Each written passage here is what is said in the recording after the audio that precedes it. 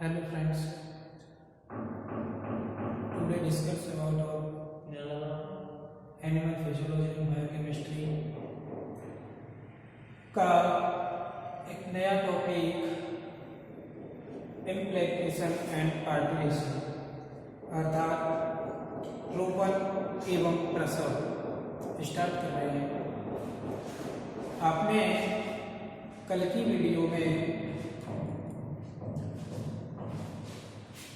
जो है मादा जनन चक्र के बारे में अध्ययन किया।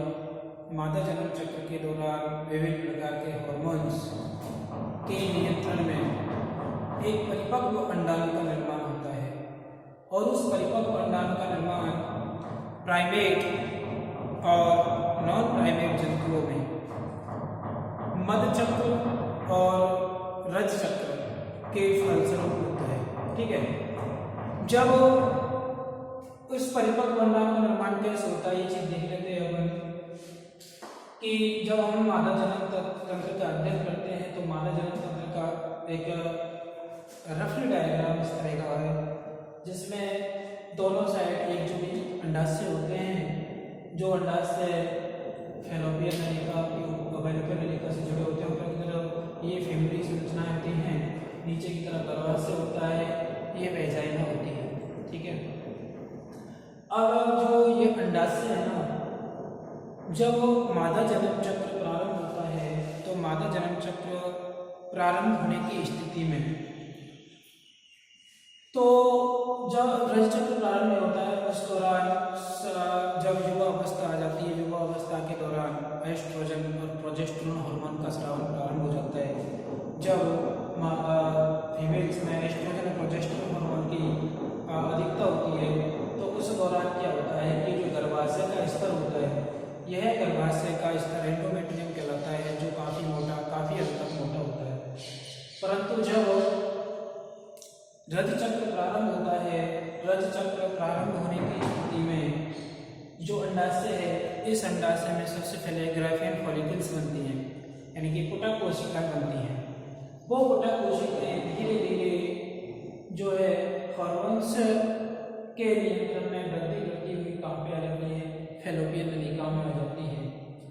और जब यहाँ पे एस्ट्रोजन और जब यहाँ से ग्राफियन फॉलिकल्स का निर्माण होने लगता है, ग्राफियन फॉलिकल्स का निर्माण जो होता है FSH और LH हार्मोन की उपस्थिति में होता है। ठीक है, FSH और LH हार्मोन की उपस्थिति में जो है ग्राफियन फॉलिकल्स का निर्माण होने लगा, ग्राफियन पुटक कोशिकाओं का निर्माण होने लगा। जब एस्ट्रोजन और प्रोजेस्टेरोन की कमी से, एस्ट्रोजन की कमी मेनली ये गर्भाशय का जो एंडोमेट्रियम होता है ये टूटने लगता है, जिसके कारण रज चक्र के प्रारंभिक दिनों में इस एंडोमेट्रियम की भित्ति के टूटने से इस गर्भाशय ग्रीवा द्वारा, ये वाला जो होता है गर्भाशय ग्रीवा होता है, इस गर्भाशय ग्रीवा द्वारा वेजाइना के अंदर ब्लड का सेक्रेशन होता है। ठीक है, वो किसके कारण हुआ, एंडोमेट्रियम के टूटने की वजह से। परंतु उसके पश्चात जैसे जैसे ये ग्राफियन फॉलिकल्स ऊपर की तरफ बढ़ती जाती हैं, बढ़ने के कारण ये कोशिकाएं जो ग्राफियन पुटक कोशिकाएं हैं, लगभग ब्रीडिंग का जो समय था 3 से 5 दिन का होता है। उसके पश्चात 6वें दिन से ये ग्राफियन पुटक कोशिकाएं परिपक्वन की ओर बढ़ती हैं, मैचुरेशन की ओर बढ़ती हैं। जब मैचुरेशन की ओर बढ़ती हैं तो उस दौरान क्या होता है कि जो मैचुरेशन का टाइम होता है 6 से आगे दिनों तक होता है। ठीक है, उस अवस्था को हम क्या बोलते हैं, अंडोत्सर्ग अवस्था, यानी कि ओव्यूलेटरी फेज, ओव्यूलेशन प्रावस्था, अंडोत्सर्ग। अब अंडोत्सर्ग में क्या होता है, अंडोत्सर्ग की घटना जो होती है 6वें दिन से प्रारंभ होती है और ये डिपेंड करता है रज चक्र के समय पर। मेनली रज चक्र का जो समय होता है हम और एवरेज कितना मान लेते हैं, 28 डेज का मान लेते हैं। तो ये जब रज चक्र का समय 28 डेज का होता है तो अंडोत्सर्ग की अवस्था होती है वो 6वें दिन से लेकर के लगभग 13वें-14वें दिन तक की होती है। ठीक है, अब 6वें दिन से जब आगे चल के अंडोत्सर्ग की क्रिया प्रारंभ हो जाती है तो अंडोत्सर्ग की क्रिया के दौरान क्या होता है, एक परिपक्व अंडाणु का निर्माण हो जाता है। यानी कि वह क्रिया जिसके फलस्वरूप एक परिपक्व अंडाणु का निर्माण होता है वह क्या कहलाती है? अंडोत्सर्ग कहलाती है। अब जो मेनली जब जिनमें 28 डेज का मेंस्ट्रुअल साइकिल होता है उनमें मिड एज में लगभग 14 डेज के लगभग है ना एक मैच्योर ओव्यूम का निर्माण हो जाता है। वह मैच्योर ओव्यूम यहाँ पे बन गया, फैलोपियन ट्यूब में बन जाता है और यह मैच्योर ओव्यूम जो है स्पर्म्स का वेट करता है, ठीक है। और स्पर्म्स जब मेल फीमेल के संपर्क में या इंटीमेशन करता है, इंटीमेशन के दौरान स्पर्म जो होता है यहाँ से कहाँ तक जाता है? यहाँ फैलोपियन ट्यूब तक जाता है। जब स्पर्म इसके लिए प्राप्त हो जाता है तो स्पर्म प्राप्त होने के पश्चात यह मैच्योर ओव्यूम क्या बना लेता है? जाइगोट बना लेता है, ठीक है। जाइगोट बना लिया तो यहाँ पे हमने अंडोत्सर्ग की क्रिया जान ली। अंडोत्सर्ग क्या हुआ? परिपक्व अंडाणु का निर्माण करने की प्रक्रिया है। जब परिपक्व अंडाणु बन गया तो वो शुक्राणु के साथ मिलकर के किसका निर्माण कर लिया? उसने युग्मनज का निर्माण कर लिया। अर्थात निषेचन की क्रिया कहाँ पे संपन्न हुई? फैलोपियन नलिका में संपन्न हो जाती है। जब निषेचन की क्रिया प्रारंभ हो जाती है, जब निषेचन की क्रिया समाप्त हो जाती है तो निषेचन क्रिया के पश्चात बना जो युग्मनज होता है वो युग्मनज धीरे धीरे नीचे की तरफ गर्भाशय की ओर खिसकता है, ठीक है। और गर्भाशय की ओर खिसक करके जो ये गर्भाशय का दोनों तरफ भित्तियां होती हैं गर्भाशय की, जिन्हें हम एंडोमेट्रियम कहते हैं, इनसे फिक्स हो जाता है, ठीक है। तो इसी गर्भाशय में फिक्स होने के संदर्भ में जो आज का हमारा टॉपिक है रोपण एवं प्रसव, ठीक है। तो क्या होता है रोपण? जैसा कि आप जान चुके हैं कि जब परिपक्व अंडाणु स्पर्म के संपर्क में आ गया, संपर्क में आने के कारण किसका निर्माण कर लिया? उसने युग्मनज का निर्माण कर लिया। तो जब परिपक्व अंडाणु परिपक्व शुक्राणु द्वारा फर्टिलाइज हो जाता है, निषेचित हो जाता है, तब बना हुआ युग्मनज धीरे धीरे इधर खिसकता है, गर्भाशय की ओर खिसकता है और फैलोपियन नलिका से इधर खिसकता है, गर्भाशय की ओर खिसकता है, जिससे वह गर्भाशय में स्थापित हो जाता है। जो गर्भाशय का एंडोमेट्रियम होता है उस एंडोमेट्रियम से स्थापित हो जाता है, ठीक है। स्थापित हो जाता है जैसे हम क्या कहते हैं? रोपण कहते हैं, ठीक है। अब रोपण जब हो जाता है तो रोपण के पश्चात जो युग्मनज कहाँ पे वृद्धि करेगा? यहाँ पे वृद्धि करेगा, ठीक है। अब युग्मनज जो है किसमें परिवर्तित हो जाएगा? भ्रूण, जिसे हम युग्मनज को क्या कह सकते हैं? भ्रूण कह सकते हैं। अब जब ना ये यहाँ पे रोपित हो जाता है तो यहाँ पे केवल एक परिपक्व अंडाणु का निर्माण हुआ था और हम जानते हैं कि अंडाशय के द्वारा बहुत अधिक संख्या में ग्रेफियन पुटक कोशिकाओं का निर्माण होता है, परंतु उन ग्रेफियन पुटक कोशिकाओं में से केवल एक ही ग्रेफियन पुटक कोशिका परिपक्व होकर के अंडाणु का निर्माण करती है और बाकी जो है यहीं पे डिस्ट्रॉय हो जाती है। तो जो अंडोत्सर्ग के पश्चात जो ग्रेफियन कोशिकाएं होती हैं वो रिक्त होकर के किसका निर्माण कर लेती हैं? कार्पस लुटियम का निर्माण कर लेती हैं, ठीक है। किसका निर्माण कर लेती है? कार्पस लुटियम का निर्माण कर लेती हैं। जो कार्पस लुटियम जो होती है अंतःस्रावी रचना होती है। अभी यहाँ पे क्या है? जब गर्भाशय में भ्रूण स्थापित हो गया तो इसके लिए क्या है? हार्मोन्स की आवश्यकता है, ठीक है।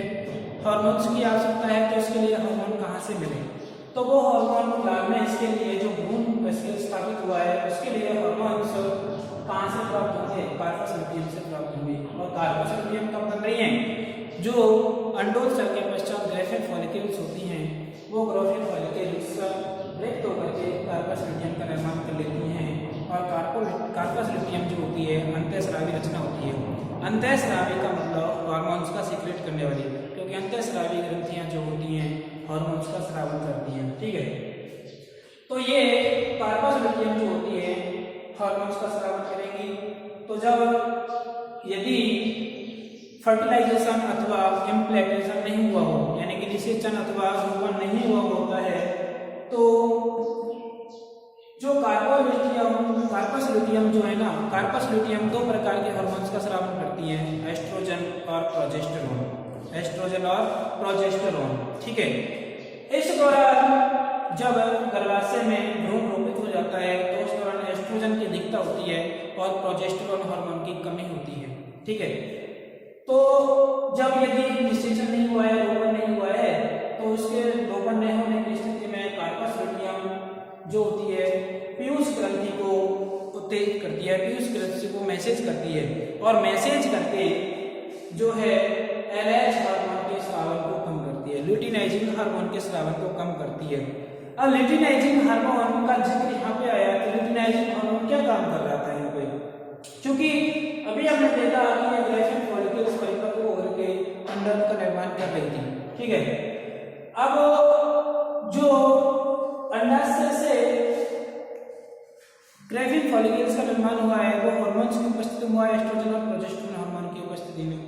तो शुरू में तो यहाँ पे है ना एफएसएच और एलएच की अधिकता होती है, परंतु जैसे जैसे वो परिपक्व की तरफ बढ़ते हैं ग्रेफिन फॉलिकल्स, तो उस दौरान एफएसएच की मात्रा तो क्या हो जाती है, कम हो जाती है और एलएच हार्मोन की अधिकता होती है। तो एलएच हार्मोन की अधिकता होगी यहाँ पे, तो वो कार्पस लुटियम नष्ट नहीं होंगी। ठीक है, कार्पस लुटियम नष्ट नहीं होंगी तो वो जो का तो बनी रहेंगी, लेकिन उनका नष्ट होना आवश्यक है। तो इसके कारण जब रोपण नहीं हुआ है, रोपण नहीं होगा तो वहीं पर रहेंगी, तो रोपण नहीं होने की स्थिति में क्या होगा कि जो कार्पस लुटियम जो हार्मोन्स का स्रावन करती हैं वो एलएच हार्मोन के सीक्रेशन को संदमित कर देती है, स्रावन को संदमित कर देती है। जिस स्थिति में अब जो ये स्थिति होगी, इस स्थिति में कार्पस लुटियम निष्क्रिय हो जाती है। जब एलएच हार्मोन का ना संदमन हो जाता है यानी कमी हो जाती है, तो उस स्थिति में कार्पस लुटियम क्या हो जाती है, नष्ट हो जाती है, निष्क्रिय हो जाती है। और निष्क्रिय हो जाती है तो उस स्थिति को बोलते हैं कार्पस एल्बिकेंस। जब कार्पस लुटियम नष्ट हो जाती है तो नष्ट होने के पश्चात बनी संरचना कार्पस एल्बिकेंस कहलाती है। अब अभी जब हम बात कर रहे थे कि गर्भाशय में रोपण हो गया, तो रोपण जो होता है 3 प्रकार का होता है। रोपण यहाँ पे 3 प्रकार का होता है। जिस दौरान यहाँ पे रोपण होता है, इस गर्भाशय में रोपण होता है भ्रूण का, उस दौरान जो गर्भाशय का स्तर होता है, यह गर्भाशय का स्तर लगभग 2 गुना मोटा हो जाता है। पहले के अपेक्षा कितना हो जाता है, 2 गुना मोटा हो जाता है, अर्थात 4 से 6 mm लंबा हो जाता है। कितना हो जाता है, 4 से 6 mm लंबा हो चौड़ा हो जाता है। ठीक है, तो इससे जब भ्रूण स्थापित हो जाता है तो भ्रूण 3 प्रकार से रोपित होता है। एक तो सतही रोपण, केवल इसी से जुड़ जाए, केवल गर्भाशय के एंडोमेट्रियम से चिपक जाए, तो इस तरह का रोपण क्या कहलाता है, सतही रोपण, जैसे कुत्तों में पाया जाता है। जो आप हॉस्टल में पढ़ सकते हो, आप सतही रोपण, केंद्र के रोपण, अकेंद्रीय रोपण, है ना, ये सारी चीजें पढ़ चुके हो। अकेंद्रीय रोपण, अकेंद्रीय निरूपण में क्या होता है कि जो भ्रूण होता है इस एंडोमेट्रियम से बलन बनाते हुए यानी फोल्ड बनाते हुए, बलन मतलब फोल्ड बनाते हुए स्थापित होता है, जैसे चूहे में। जबकि अंतराली रोपण, अंतराली रोपण क्या होता है, अंतराली मतलब अंदर की तरफ धस करके, तो इसमें जो ये संरचना भ्रूण जो स्थापित होगा एंडोमेट्रियम में धस करके स्थापित होगा, यानी गर्भाशय के एंडोमेट्रियम से अधिक संपर्क स्थापित कर लेगा, जैसे मनुष्य। ठीक है, अब क्या होता है कि जब रोपण हो जाता है तो रोपण के पश्चात ना, रोपण के पश्चात क्या होता है, भ्रूण द्वारा अपराग निर्माण होता है। यहाँ पे रोपण हो रहा है तो रोपण होगा, तो रोपण के पश्चात यहाँ पे भ्रूण का संक्रमण कर लेगा, अपराग का निर्माण कर लेगा। और अपरा क्या है, अपरा एक एसेंशियल संरचना होती है, आवश्यक संरचना होती है, जो उत्सर्जन, श्वसन, पाचन, परिवहन आदि का कार्य करती है। O2, CO2 आदि के परिवहन का कार्य करती है। जो ये अपरा होता है, यहाँ पे समझ लीजिए ये भ्रूण है, इससे ये अपरा जुड़ जाता है और यह अपरा माता के रक्त से इसके अंदर पोषक पदार्थ, आवश्यक पदार्थों का संचरण करता है और O2 का इसके लिए प्रवेश कराता है, और जो अपशिष्ट पदार्थ होते हैं उसको शिशु से माता के रक्त में प्रवेश कराता है। अपरा एक आवश्यक संरचना होती है। ठीक है, अपरा का निर्माण कर लेता है। और जो ये अपरा होती है मनुष्य में ह्यूमन गॉनियोट्रोपिन हार्मोन का स्रावन करती है। अपरा प्रारंभिक दिनों में किसका निर्माण करती है? ह्यूमन कोरियोनिक गॉनियोट्रोपिन हार्मोन का स्रावन करती है। यह ह्यूमन कोरियोनिक गॉनियोट्रोपिन हार्मोन जो होता है, क्या होता है कि जब गर्भ ठहर जाता है, गर्भ ठहरने की स्थिति में यह हार्मोन जो है गर्भ जांच करने के काम में आता है। इसी हार्मोन की उपस्थिति से पता लगाया जा सकता है कि गर्भधारण की स्थिति है या नहीं। ठीक है, तो एससीजी हार्मोन का स्रावन करता है अपरा जो है, और एससीजी हार्मोन का स्रावन करके किसको बनाए रखता है? कार्पस लुटियम को, क्योंकि कार्पस जब निषेचन हो जाता है, अवरोपण हो जाता है, तो कार्पस लुटियम जो है तो बनी रहती है, लेकिन जब निषेचन नहीं हुआ तो कार्पस लुटियम नष्ट हो जाती है। परंतु यहाँ पे कार्पस लुटियम को नियमित बनाए रखने के लिए किसकी आवश्यकता होती है? एससीजी हार्मोन की, जो किसके द्वारा बनता है? अपरा के द्वारा। ठीक है, अब जो है गर्भकाल के अंतिम दिनों में जो ये प्लेसेंटा होता है, प्लेसेंटा के द्वारा एक हार्मोन का स्रावन होता है। अब हम जब गर्भ ठहर जाता है, गर्भ ठहरने के पश्चात उस अवस्था को हम क्या बोलते हैं? गर्भावस्था कहते हैं। और गर्भावस्था का समय जो होता है सभी जंतुओं में अलग अलग होता है। जैसे मनुष्य में 9 मंथ का होता है, 9 माह का होता है, सभी जंतुओं में अलग अलग समय का होता है। तो जो गर्भावस्था के अंतिम दिन होते हैं, उन गर्भावस्था के अंतिम दिनों में अपरा के द्वारा एक हार्मोन का स्राव होता है जिसे रिलैक्सिन हार्मोन कहते हैं। और यह रिलैक्सिन हार्मोन क्या करता है कि जो गर्भाशय ग्रीवा होती है, ये गर्भाशय ग्रीवा है, यानी कि जो गर्भाशय योनि में जिस भाग से खुला होता है उसको गर्भाशय ग्रीवा कहते हैं। उस गर्भाशय ग्रीवा की पेशियों को संकुचित करता है। कौन सा हार्मोन? रिलैक्सिन हार्मोन गर्भाशय की पेशियों को संकुचित करता है। और जो हमारा श्रोणि मेखला वाला भाग होता है, यह श्रोणि मेखला आपस में सिम्फाइसिस जोड़ द्वारा जुड़ी रहती है। उस सिम्फाइसिस जोड़ को क्या कर देता है? चौड़ा कर देता है। ठीक है, कौन सा हार्मोन? रिलैक्सिन हार्मोन चौड़ा कर देता है। इसी प्रकार एक पीयूष ग्रंथि का जो पश्चिम भाग होता है न्यूरोहाइपोफाइसिस भाग से एक ऑक्सीटोसिन हार्मोन का स्रावन होता है जो प्रसव वेदना को स्टार्ट करता है। इस दौरान इस ऑक्सीटोसिन हार्मोन की उपस्थिति में जो भ्रूण होता है या गर्भाशय होता है, उस गर्भाशय की पेशियों में संकुचन होता है। क्या होता है? संकुचन आकुंचन होता है, आकुंचन संकुचन होता है, जिससे क्या उत्पन्न होती है? प्रसव वेदना उत्पन्न होती है। इस ऑक्सीटोसिन हार्मोन को जो है हम कृत्रिम रूप से भी जब गर्भ हो रहा होता है या फिर एक तरह से गर्भ का शरीर से बाहर निकलने का समय होता है, उसको प्राकृतिक रूप से इंजेक्शन के रूप में भी ऑक्सीटोसिन हार्मोन को दिया जाता है, जिससे कि प्रसव वेदना तेज हो।